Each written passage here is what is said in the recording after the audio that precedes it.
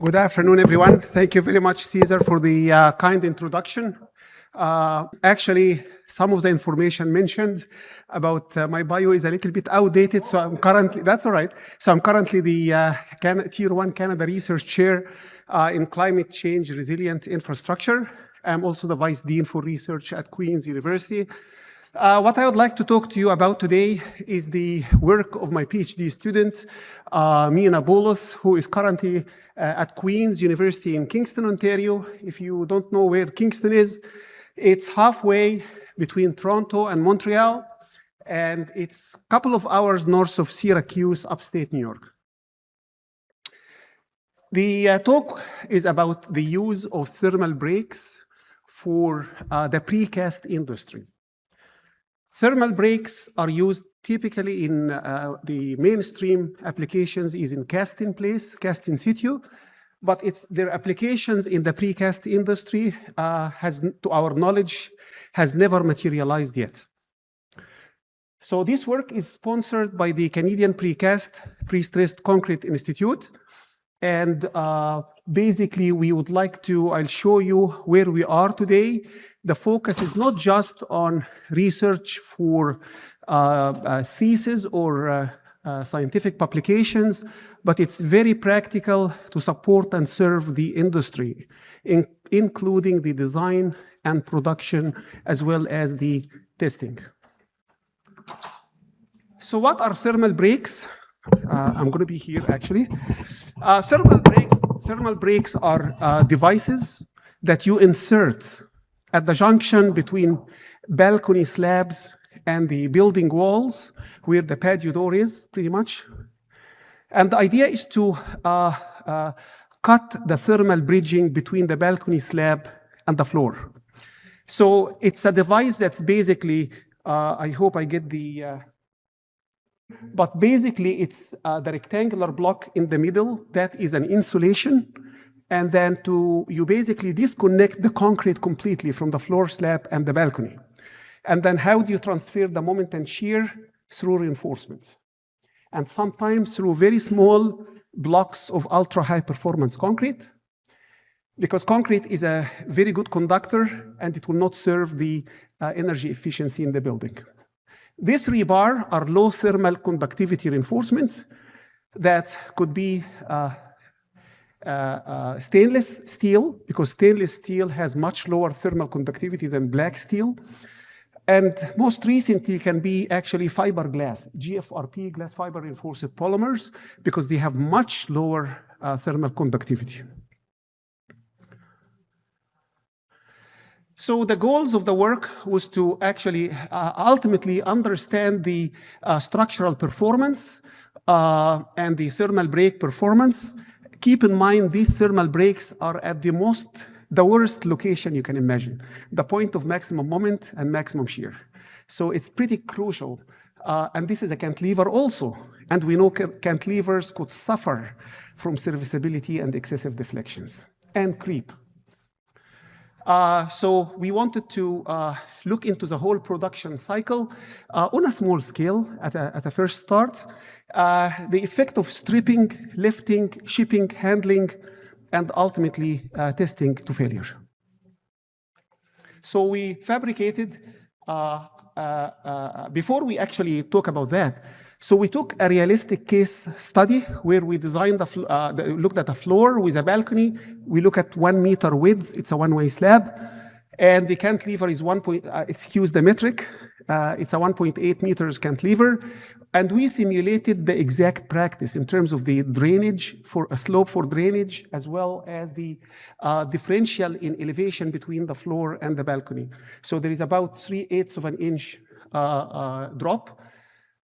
And then it's a cantilever, as I mentioned. We had typical loads, self-weighted load, life load, snow loads, as well as the railing effect. All this was taken into consideration. We completed the design, and the factor moment capacity is up there highlighted in red. According to this, if you look into the required reinforcement for this section, it's about 0.43% steel reinforcement ratio. With this in mind, we designed the experimental program. We tested 21 balcony slabs. structurally, in flexure and in direct shear, and 12 of them were actually tested thermally as well.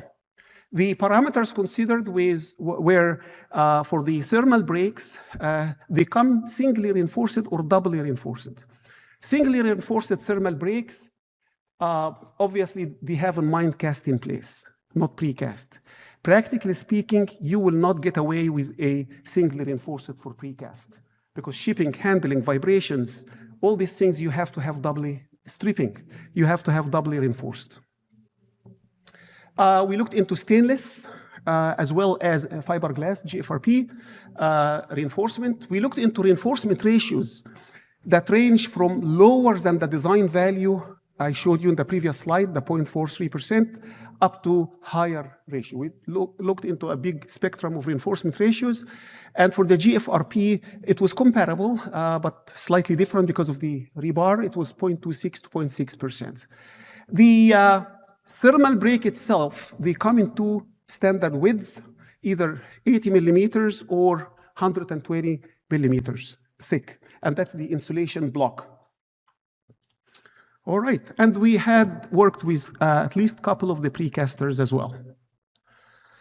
This is the final design. You see your normal design of the floor extended into the balcony slab, top and bottom mesh, orthogonal, and that's the thermal break with the red line showing the reinforcement of the thermal break. So the idea is that this reinforcement overlap with your rebar inside the floor and the balcony. The overlap is the development length. And the red bars are the only one continuous, whereas the other rebar inside and outside are discontinuous.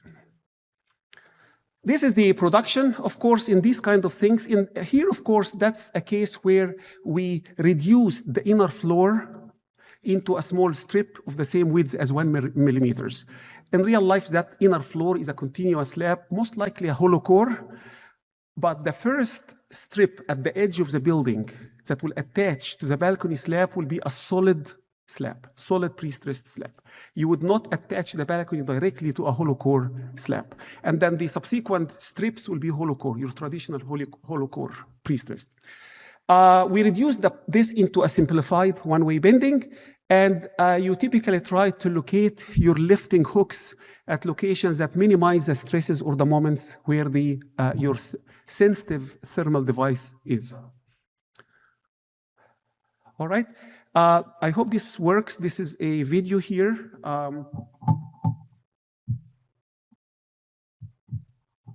That is the stripping. We were told that stripping is a critical case of loading, and you can see that the strains, and we had the strain gauges on the device, on the bars, and you can see the level magnitude of the strain. The moment you lift up, there is some sort of a little impact as you lift up and overcome the adhesion with the form.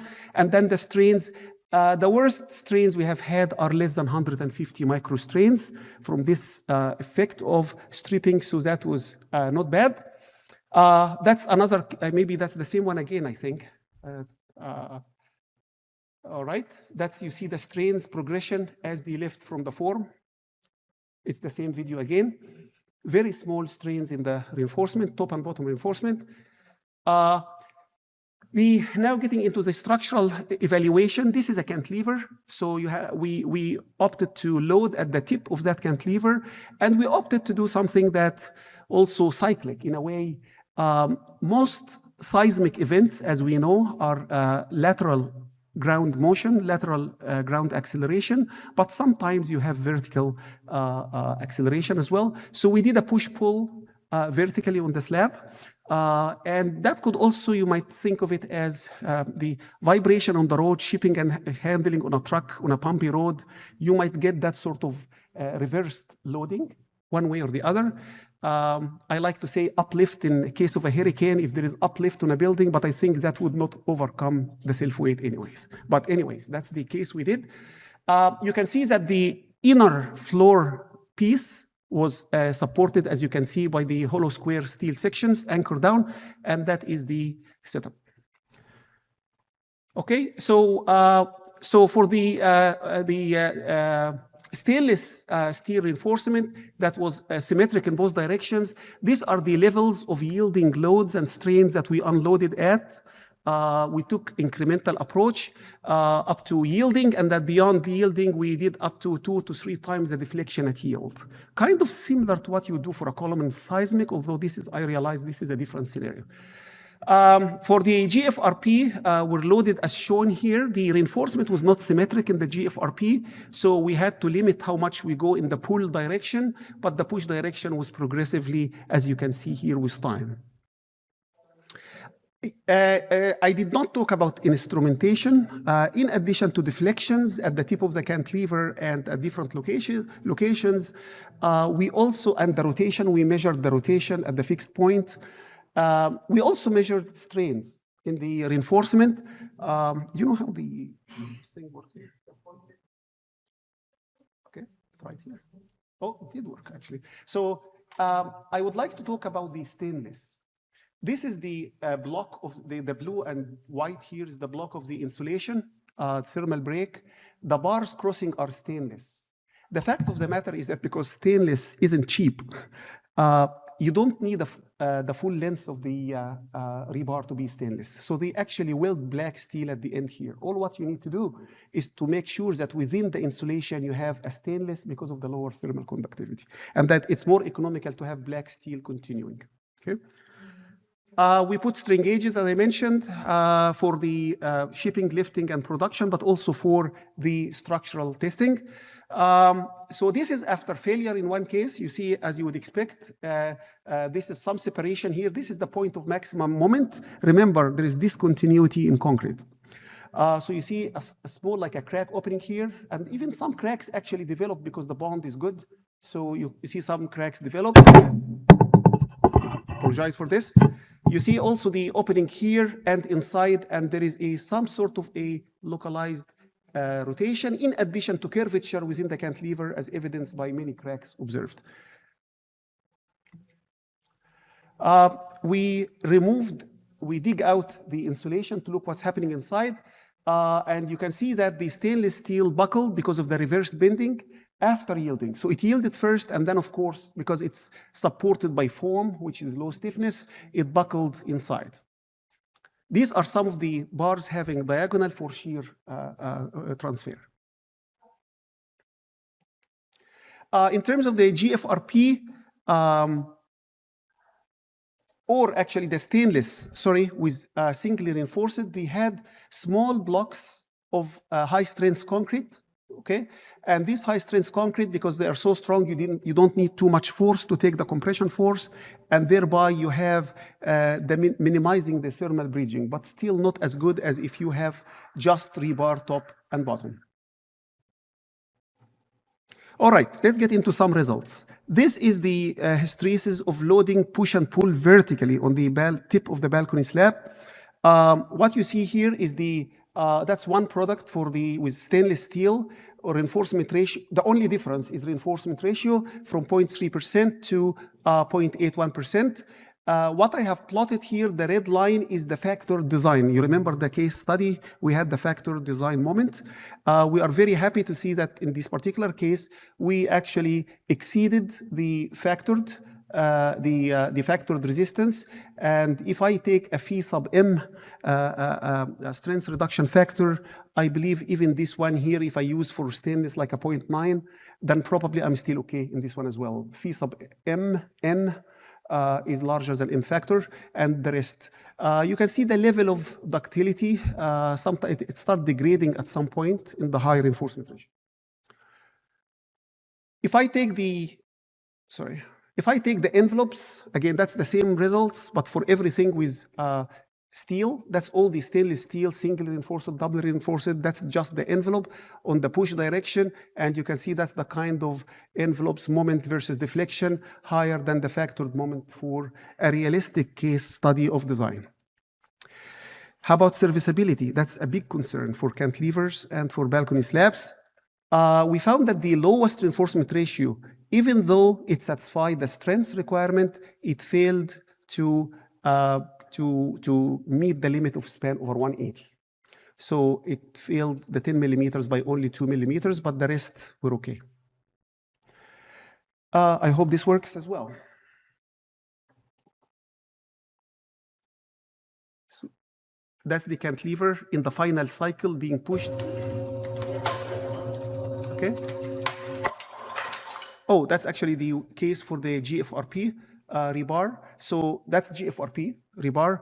The end cover, the cover at the, so this one, here is what happened actually. The concrete, I believe, crushed, the concrete little blocks crushed first.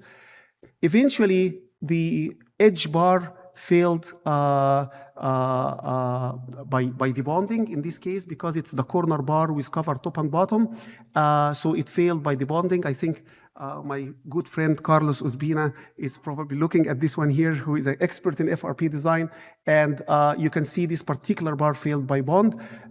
There are two different levels of embedment lengths that particular product has, but both of them actually failed by debonding with this particular lens. Okay, yeah, crushing of the concrete little blocks at the bottom. And I want to point out, because there is also localized bending. So the GFRP bar pulled out, and you can notice that the edge affect the cover, even though the cover actually satisfied the code requirement of ACI 440, which is the there is actually a design code. For those of you who are not familiar with fiberglass reinforcement, there is a design code. We went far beyond a design guideline. We do have a code, and that's satisfying this. However, there is usually an element of continuity in this particular case, but I also want to point out that the rotation is quite significantly higher than in normal applications. Because of that localized bending, we also noticed a splitting crack in the bar as well. It was bent severely at this point, very large deflection. All right. For some reason, my student wanted to start with the envelopes before I show you the hysteresis here, but that's okay. It's the reverse of the other one. It doesn't matter. Here is the three reinforcement ratios with fiberglass 0.26 to 0.6%. Of course, the big advantage in an application like this is not only the lower thermal bridging, even much lower than stainless steel, but also the balcony is exposed, and the elements and the environment and the corrosion and so forth. Of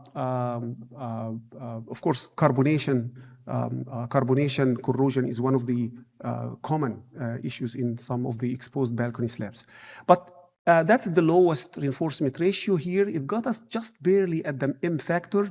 So I suspect this first one here with a phi factor for GFRP that will knock it down, it probably will not meet M factor, but the higher reinforcement ratios here, as you can see, is pretty good. Interestingly, in this particular application, and contrary to the notion that ductility, lack of ductility and brittleness and so forth, there is pseudo-ductility. It's not the ductility coming from inherently from the material yielding, but coming from the system collectively. And sometimes the progressive slippage that happen at the end, you actually get some level of nonlinearity and some flattening of the plateau. In terms of deflection, the small one, as I said, did not meet strength criteria, most likely, but certainly did not meet the deflection or serviceability criteria, but the other two met the strength and serviceability criteria. All right, that's the reverse that I said. This is the same thing, same results, but showed the full spectrum. This is the lowest reinforcement ratio with all the hysteresis. And I actually plotted M factored and M service as well. That's the service moment.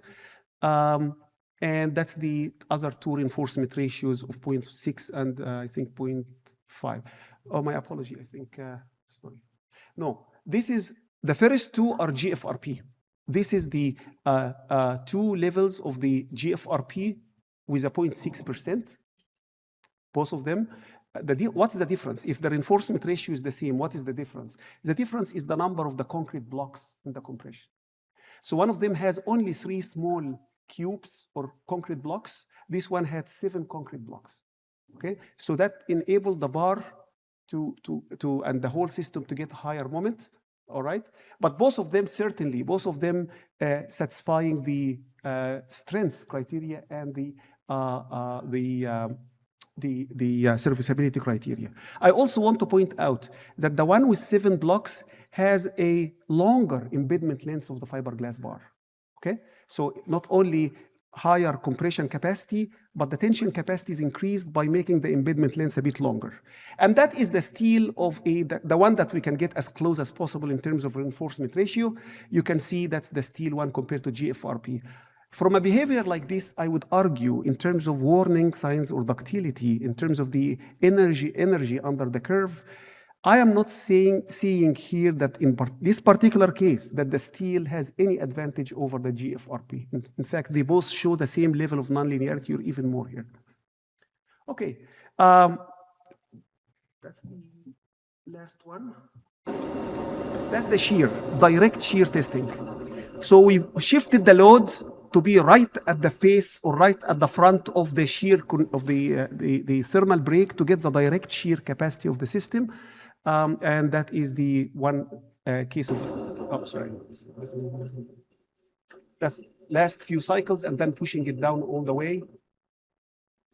Direct shear test.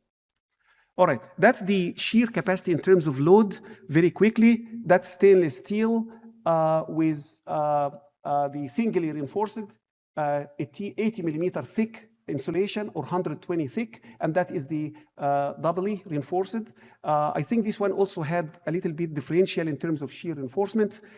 This is the GFRP with no shear reinforcement and then with 2 levels of shear reinforcement. And this is doubly reinforced, that's single reinforced GFRP, that's doubly reinforced 3 blocks and 7 blocks. The thermal testing, very quickly, we put it in a cold room, and the cold room has minus 30 degrees Celsius. Again, I apologize. I should have said in Fahrenheit, but that's the -3. That's pretty cold. That is as cold as it gets in southern Ontario in Canada, or upstate New York, I would say. And then plus 20, that's room temperature, more or less room temperature inside.